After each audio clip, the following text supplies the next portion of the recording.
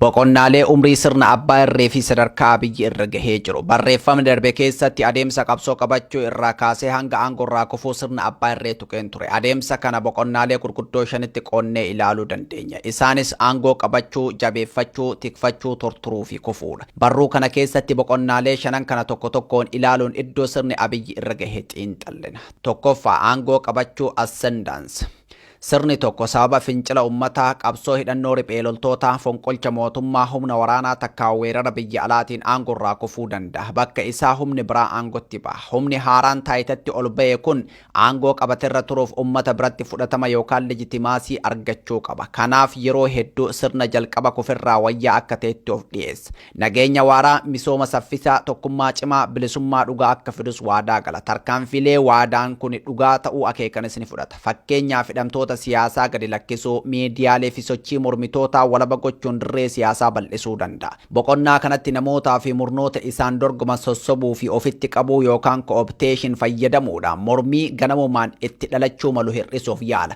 Tarkaanfilee kanaa fi miira gammachuu jijjiiramni fide irraa kan ka'e ummata irra jireessa biratti deeggarsa guddaa horata. Garuu yeroo mirqaana jijjiiramaa yookaan honiimuun akkuma dhumaa deemuun filannoo lama keessaa tokko fudhachuun dirqama akka waadaa galee fi ummanni abdatutti biyyattii gara sirna dimokiraasii ceesisuu yookaan sirna abbaa irree haaraa ijaaruudha. Filannoon lamaanuu aangoo murna sanaa tursiisuuf balaas carraas qabaachuu malu. Gara dimokiraasii yoo ceesise filannoon aangoo dhabuu yookaan aangoon sun daangeffama seeraa limitation to power. Yeroo hedduu murnoonni aangoo qabatan balaa filannoon aangoo dhabuu yookaan ammoo sirna dimokiraasii keessatti aangoon jalaa hiramuu fi daangeffamni itti tolfamuu san muudachuurraa sirna abbaa irree ijaaruuf yaaluu filatu. Kanaafuu daandii filannaa lammaffaa kan sirna abbaa irree haaraa ijaaruu fudhata. Lammaffaa aangoo jabeeffachuu yookaan consolidations.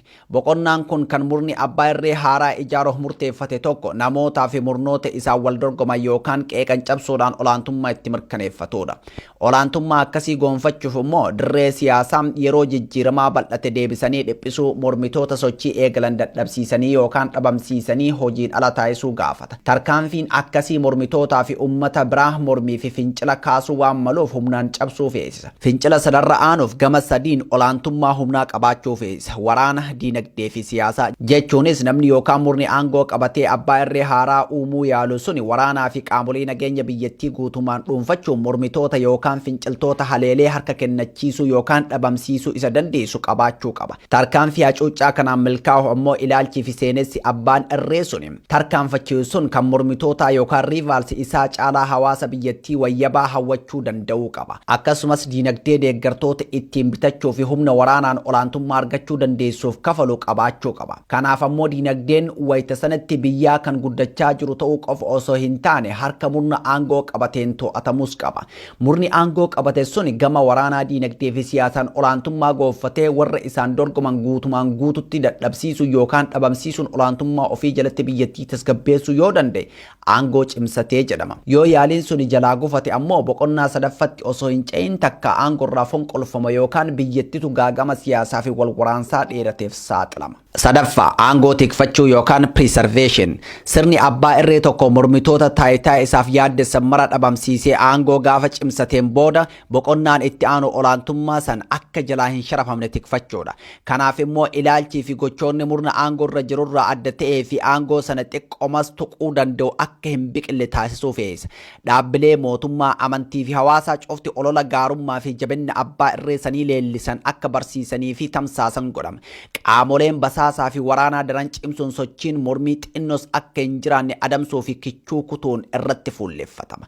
Bakka marattuu namni yookaan murni abbaa irree ta'e sun ni faarfama, ni sodaatama. Waaqaa gadatti heeraa fi seera, fedhii fi hawwii murnaa fi nama aangoo irra jiruutiin biyyi ooltee bulti. Afraffaa tortoruu yookaan diikeem. Sirni abbaa irree tokko aangoo guututti dhuunfatee balaa irraa tikfachuu danda'us adeemsa keessa tortoruu eegala. Yeroon sirni tokko boqonnaa aangoo tikfachuutii gara tortoruutti ce'uuf fudhatu biyya tokko kan biraatti garagara ta'uu mala. Sababoonni garaagarummaa kanaa saffisa guddina diinagdeef madda guddina sanii, deeggarsa biyya alaa, bilchinnaa fi ga'umsa nama yookaan murna abbaa irree sana hoogganuu, haalaa fi bifa sabboonummaa ummata keessa jiruu fi kan kana fakkaatanidha. Sadarkaa aanja'uu yookaan advaanteej sababoota tarreeffaman kana irratti hundaa'uun yeroo turmaataatiin wal caalanii sirnoonni abbootii irree gara boqonnaa tortorutti seenuun hin hafu. Sirni abbaa irree aangoo cimsatee boqonnaa tikfachuutti seene tokko dhiibbaan humnaa waan irra hin jirreef of dagachuu eegala. Abbaan irree sun milkaa'ina irra ga'ee fi olola deeggartoota isaatiin of akka waan dandeettii fi kennaa addaa suppernaachuraal ta'etti of ilaaluu jalqaba. Qondaalonni marsanii jiranis namicha faarummacheessanii faayidaa ofii tikfachuu malee rakkoo fi hanqina biyyattii keessaa itti himuu dhiisuun aadeffama. Wal dorgommii qondaalota jidduutti godhamu hojiidhaan osoo hin taane abbaa irreensa faaruun qarxam godhuu irratti taati. Kun ammoo abbaa irree nageenya bulchiinsaa fi diinagdee biyyattii ilaalchisee odeeffannoo qabatamaa argachuun tarkaanfilee sirreeffamaa akka hin fudhanne sakaala. Tarkaanfii sirreeffamaa odeeffannoo qabatamaa irratti hundaa'e fudhachuu dadhabuun dhawaataan malaammaltummaa babal'isaa keessoo sirnaatti murnoota biqilchaa komii ummataa hammeessaa deema. Namoonni fi murnoonni sirnicha keessa jiran akka duraa dantaa paartii biyya bulchuuf cinqamuu dhiisuun faayidaa ofii dursutti seenu. Kun ammoo murnoota gidduutti wal dorgommii fi qoccolli akka hammaatu taasisuun naamusni akka caccabu iccitiin keessoo akka miliqu karaa saaqa. Haalli kun hammaataa yoo deemu tajaajilli bulchiinsaa baraaxayuu fi hojiin seekuritii bacancaruu dhala. Hojii bulchiinsa mootummaa tarsiimoo fi karooraan geggeessuu dadhabaa yoo deemu guddinni diinagdee qancaraa dhufa. Malaammaltummaan dhuunfaa aadeeffamuun sadarkaa jireenyaa warra abbaa irree sanatti maxxananii jiranii fi lammiilee idilee jidduu jiru daran bal'isaan increasing disparities in wealthy income and opportunity. Durummaan warra aangootti maxxanee fi hiyyummaan lammiilee idilee babal'achaa deemuun komii ummataa yoo jabeessu iccitiin sirnichaa saaxilamuu fi bacancaruun eegumsa nageenyaa yookaan seekuritii ammoo ummanni suuta sodaa sirnichaa jalaa bahaa akka deemu godha. Kun ammoo mormitoonni riphan biyyaa ari'aman yookaan haaraa uumaman mataa ol qabachuun qabsoo akka finiinsan carraa kennaaf. Caasaan nageenyaa fi bulchiinsaa malaammaltummaan cuuphamee waan laaffatuuf mormii ka'u kana dursee kichuu kutuu hin danda'u. Mormii ukkaamsuuf tarkaanfii humna guddaatiin rifachiisee sodaa kaleessaa deebisuu yaala.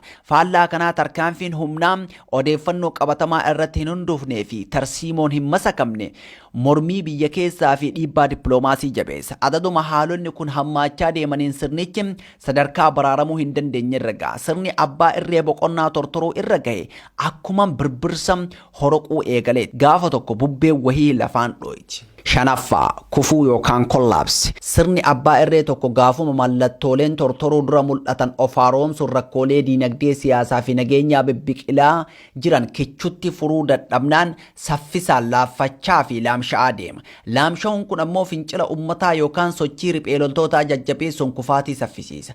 Sirni sadarkaa kanarra ga'e fincila ummataa fi riphee loltootaa dafee kuffisuu osoo hanqateeyyuu waraanuma sirnichaatiin fonqolfamutti deema. Sirni tokko erga boqonnaa kanarra gahee booda hamma akka turu kan murteessu tarsiimoo fi tarkaanfii mormitootaati. Sirni Abiy Ahmad boqonnaa kamirra jira. Boqonnaalee shanan armaan olii irraa ka'uun haala sirni bulchiinsa Abiy Ahmad keessa darbe yoo madaalle maalirra gahee laata? Mee tokko tokkoon haa ilaallu. Abiyyi akkuma aangoo qabateen boqonnaa duraa akkuma asii olitti ibsametti adeemsise. Bilisummaa dimokiraasiif tokkummaa waadaa gale. Hidhamtoota siyaasaa hiikuun oggura miidiyaalee kaasuu fi dhaabbilee siyaasaa baqatan biyyatti galchuun dirree siyaasaa bal'ise. Kanaanis deeggarsa guddaa argate. Ummata bal'aa sirna duraatiin hiraaree ture mirqaana keessa galchuun of cinaa hiriirse. Boqonnaa lammataa kan aangoo jabeeffachuu keessatti garuu gufuun isa mudate. Akkuma asii olitti ibse. Boqonnaa lammataa keessatti karaa lamaan aangoo cimsachuun danda'ama. Biyya gara dimokiraasiitti ceesisuun hayyama ummataatiin aangoo dhugeeffachuu yookaan sirna abbaa irree haaraa ijaaruun mormitoota dhabamsiisanii olaantummaa goonfachuudha. Abiyyi karaa lammataa filachuun sirna abbaa irree haaraa ijaarachuu yaale. Kuni garuu hawwii abbaa irrummaa isaatiif carraa biyyaas gaaga'ama hamaaf saaxile.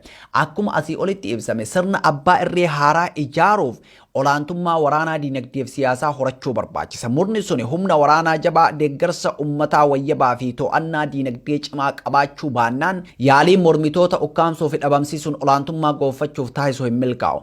Olaantummaa humnaa mirkaneeffachuu dhabuun mormii fi fincila isa mudatu saffisaan cabsuu waan hin dandeenyeef sirnichaa fi biyyattii gara wal waraansaatti seensisa. Yeroo kana hawwii fi karoorri sirna abbaa irree yookaan awutoritaariyaa ruul haaraa kan olaantummaa nama yookaan murna murna tokko itti mirkanaa'u ijaaruuf taasifame gufachuun sirni bacancaraayaan anookiraasii akka uumamu taasisa. Amaloota sirna anookiraasii keessaa ijoon wal waraansi yeroo dheeraa jiraachuu, mootummaan kutaalee biyyattii hunda to'achuu dadhabuu, jeequmsi qaamota mootummaa fi mootummaan alaan taasifamu babal'achuu fa'aa of keessaa qaba. Kan Abiyyi muudates kanuma. Murni aangoo qabate tokko sirna abbaa irree ijaaruutti milkaa'uuf humna waraanaan olaantummaa goonfachuu qaba jenneerra. Kanaaf ammoo takka gaafuma aangootti ba'u waraana dursee ijaarrate qabaatee waraana biyyattiin dura qabdu san bakka buusuu qaba. Kun kan ta'u yoo murni sun qabsoo hidhannootiin aangootti dhufeedha.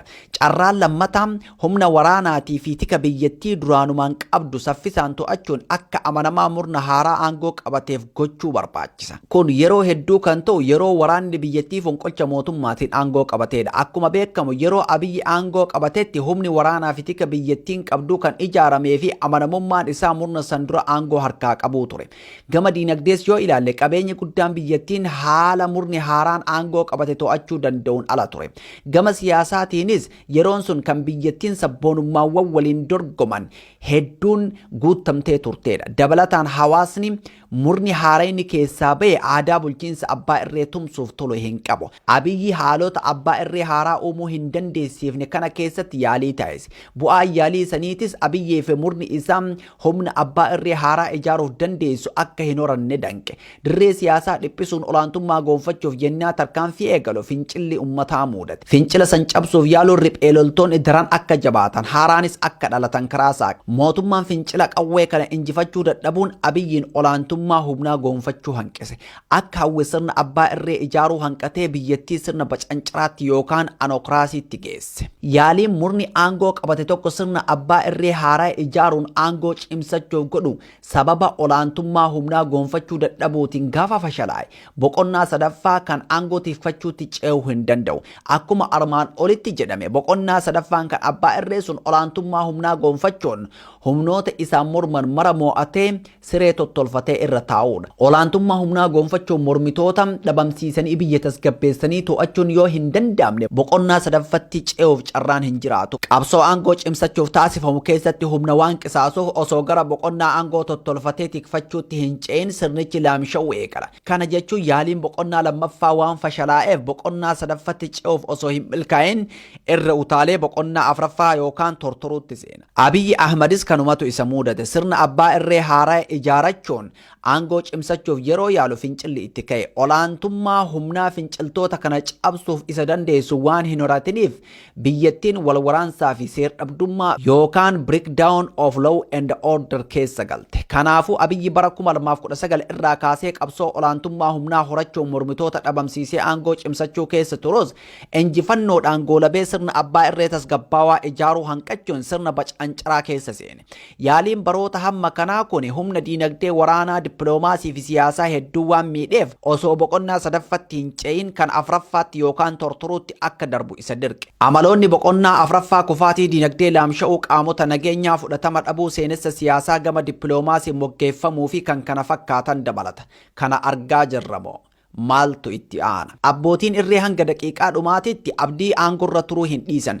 Qondaalota jijjiiruu riishafil waan sirna haaromsan fakkeessuu mormitoota bitachuun deeggarsa bal'ifachuu yaaluu fi waan aangoo keenyarra nu tursiisa jedhanii yaadan garagaraa yaaluu ittuma fufu.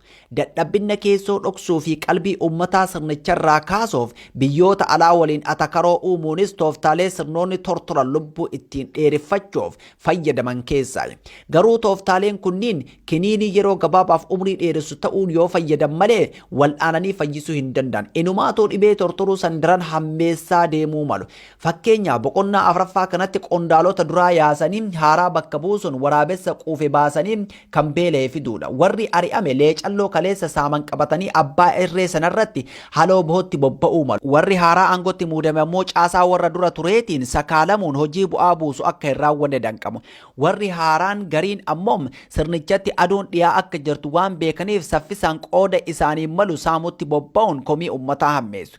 Biyya alaa waliin atakaroo seenuunis yeroof qalbii ummataa ofirraa maqsuuf fayyadus humna laamsha'een lolatti seenuun injifannoo mirkaneessuu waan hin dandeenyeef kufaatii saffisiisa. Walumaa galatti yaaliin Abiyyi sirna abbaa irree haaraa ijaaruun aangoo cimsachuuf taasise milkaa'uu dhabuun boqonnaa aangoo tikfachuu osoo hin gahin boqonnaa tortoruu sirnaatti isa ceesiseera. Kana booda carraan bayyanatee boqonnaa aangoo cimsachuu fi tikfachuutti deebi'uu hin jiru. Hamma fedhes yaalu olaantummaa horachuu hin danda'u. Leecalloon siyaasaa dinagdee fi waraana isaa guyyarraa saffisaan haphataa deemaa jira. Kan warra isaan mormanii ammoo guddataa jira. Tooftaalee adda addaa fayyadamuun boqonnaa shanaffaa hanqisuuf wixxifachuu mala. Tooftaalee kanaan yeroof osoo milkaa'eyyuu boqonnama afuraffaa keessa tura malee duuba deebi'uun aangoo cimsachuu tikfachuuf haalli isa dandeessu hin jiru. Garuu ammoo adaduma boqonnaa afuraffaan kun dheerateen tortorri sirnichaa hammaachuun gatii uummanni fi biyyi kafalu hammeessa. Boqonnaa afuraffaa amma keessa jirru kanatti Itoophiyaan biyya kufte failed state taatee jirti. Boqonnaan kun dheerachuun immoo biyyattiin gara guutumaan guututti diigamuu total collapse geessuu mala. Kanaafuu boqonnaa afuraffaa kana gabaabsuun ummataa fi biyya teenya baraaruun akeeka qabsoo amma taasisaa jirruuti. Xiinxalla kana kan barreesse Jawaar Mohammad kan sagaleen dhiyeesse ammoo Ansaraay Sabaati.